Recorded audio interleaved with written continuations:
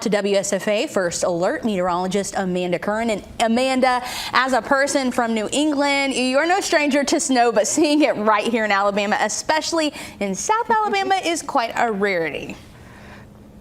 Yeah, this is probably the farthest south I've ever gone in Alabama to track snow, and I would say this is probably one of the higher end accumulations I've seen since being here in the past decade. We've had our fair share of hit or miss snowstorms across the state of Alabama. This one's definitely a hit, and it's not just a 1-2 punch. I think it's a 1-2-3-4 punch. First, snow. We've seen some spots upwards of 3 to 3.5, 4+ inches. The problem is we're getting some higher amounts, but it's because you can see the blowing snow. That's punch number 2. The wind is making it feel a whole lot colder than it actually is. Now that is also blowing a lot of this fresh snow that is falling. And 3, that makes visibility on the roadways absolutely horrible. I'm a little surprised about how many people I've seen out on the roadways today. A lot of people driving with their hazards. Obviously, plows in the state of Alabama are not easy to find. So I think some people are trying to find ways to get off of the main intersection. Right now, we're looking at US 84 here in Andalusia. All right, so I talked about 1,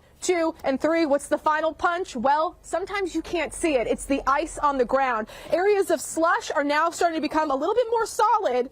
This is not frozen completely, but these were very mushy areas of what was slush earlier. Now these are starting to get hard. And like Josh said, once the sun goes down, more of this is going to happen.